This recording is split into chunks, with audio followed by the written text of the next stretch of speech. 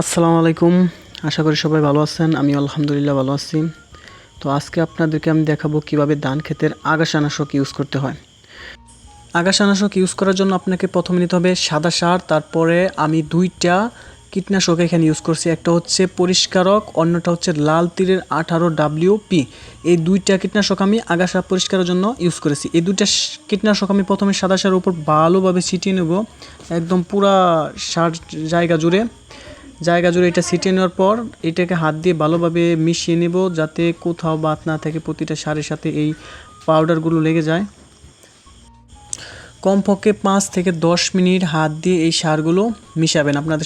আপনাদের কাছে যদি গ্লাভস থাকে তাহলে অবশ্যই গ্লাভস ব্যবহার করবেন, না হলে আপনার হাতে জ্বালা পোড়া করতে পারে। এই সারটা মিশানো হয়ে গেলে আপনি দেখতে পারবেন যে এই সারটা অন্য একটা কালারের হয়ে গেছে, যেটাকে আমরা একটু গোলাটে বলতে পারি। তো আপনি তখন পর্যন্ত এই সারটা মিশাইতে থাকবেন, যতক্ষণ না পর্যন্ত প্রতিটা সার সাদা থেকে অন্য একটা কালার না যায়। যাই হোক, আমার সারগুলো ভালোভাবে মিশানো হয়ে গেছে। এখন আমি একটি বস্তার মধ্যে সবগুলো সার উঠিয়ে নেব। তারপর আমি চলে যাব আমার ধানের জমিতে, যে জমিগুলোতে আমি সার দেব। চলে আসলাম আমার ধানের জমিতে। এখন আমি সারগুলো ভালোভাবে ধান খেতে ছিটিয়ে দেব, কোথাও যেন বাদ না থাকে। তো আপনারা দেখতে পাচ্ছেন প্রচণ্ড রোদ, এই রোদের মধ্যে সারগুলো আমি খেতে দিতেছি। তো আসলে কৃষি কাজ করলে রোদ আর বৃষ্টির কোনো তফাৎ করা যায় না, কাজ করতেই হবে। যাই হোক, আমার সার ছিটানি প্রায় শেষের দিকে, খুব তাড়াতাড়ি সারগুলো ছিটিয়ে ফেললাম।